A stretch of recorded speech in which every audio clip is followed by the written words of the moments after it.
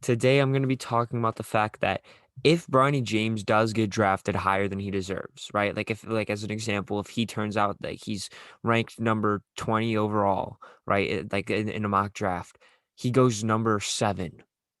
If that happens and he gets drafted higher than he probably deserves, it's going to be because of his dad, but probably not for the reasons that you're expecting, because a lot of people would just assume, oh, it's because of the name, the legacy, all of that. But I have a whole other different theory that is so crazy it just might be true.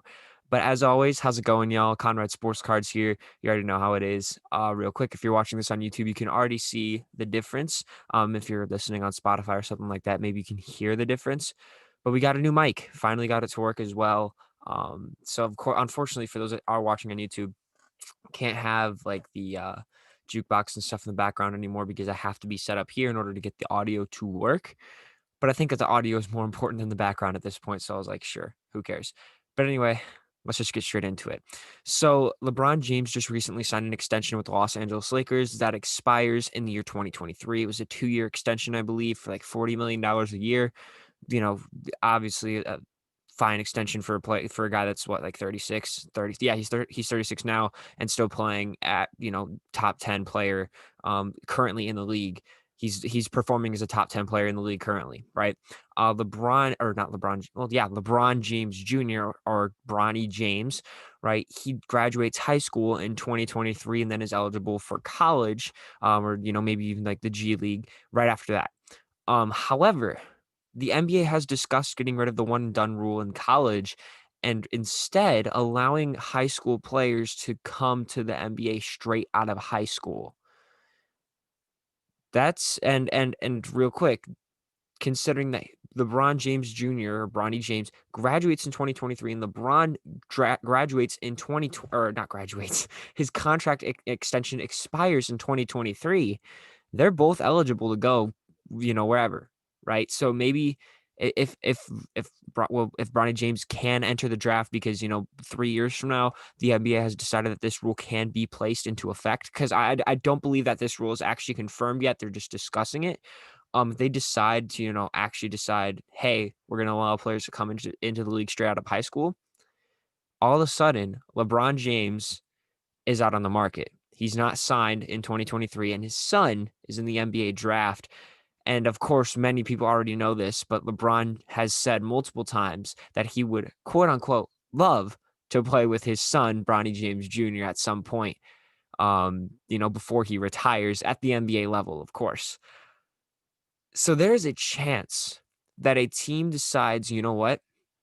We have the 7th overall pick. LeBron James, no one has taken Bronny James yet. He's ranked 20th overall in the mock drafts. But you know what? His dad's out on the market. If we get them both, all of a sudden we have, because I'm gonna guess, 3 years from now, honestly, I wouldn't be surprised if LeBron is still performing at a near all-star level. I'll explain a little bit later. But they're gonna be like, look, we get an all-star in LeBron James. We get the name LeBron James. All of a sudden, our seats are packed, and not only that, we're getting LeBron James and his son. Like, they're bringing in extra money, they're bringing extra fans, they're bringing more excitement to the team. They're setting themselves up for both the present and the future. If LeBron is performing at an all-star level, right? You get an impact player in LeBron, and then you have a project or a player, a prospect to be working with in his son. And of course, it's his son, so you know that LeBron James is going to pretty much be coaching his son, like after games and stuff, like, hey, you noticed what you did on this play? That wasn't right. Instead, you should have done this. And they're going to be working together on the same team, running the same plays, working in the same offense, the same game plan, all of the above. And then, maybe somehow LeBron James does turn out to be better than expected at what was supposed to be 20th overall pick. He turns out to be like the best player in this draft just because of these reasons. Right now, some of you may be saying, I don't think that LeBron James is going to be performing at an all-star level. 3 years from now, he'll be 1 year away from 40. I do think that. He spends millions of dollars on his body. We all know that. He's been taking care of himself a lot since he was like in his prime in the Heat. Like, his health is his main priority. It is his main focus. And that is what's allowed him to be such a good player so far into his career. He's 36 and is still, he was in MVP conversations last year and is like the top, one of the, if not the best player in the league this season. Debatably, we still have yet to like really see him perform. But It's LeBron James. We've seen him in the past. History tends to repeat itself, I guess, right? Um, but I think there's a legitimate chance that NBA teams will draft LeBron James Jr., Bronny James, a lot higher than he deserves just because they can get LeBron too. Right? Like if some team decides, you know what, we're gonna take a shot. I think if we draft Bronny, we get LeBron. I wouldn't be surprised, right? Because another thing to mention about this contract extension is it expires in 2023. That gives the Lakers 3 more years to potentially win some more championships and like make it impossible for anyone to be like, yo, Jordan's the GOAT, you know? Um, like, so that way LeBron James can go down as the greatest player of all time in his mind and be like, "Look, I have what, 6 rings now. I matched Jordan just because I didn't go undefeated, but I did all this other stuff that Jordan did and blah, blah, blah, blah, blah, blah, blah." Puts himself into that GOAT conversation, and then he's maybe willing to just leave and just wants to play with his son in the NBA level for a couple of seasons before retiring, right? Something like that, right? Um, so it doesn't even have to be like necessarily like a great team or a big market for them to land both of them. Of course, that depends on if LeBron is able to win, 2 rings or 3 rings within these next 3 years with the Los Angeles Lakers, right? That's going to heavily be affecting if this theory can actually happen, right?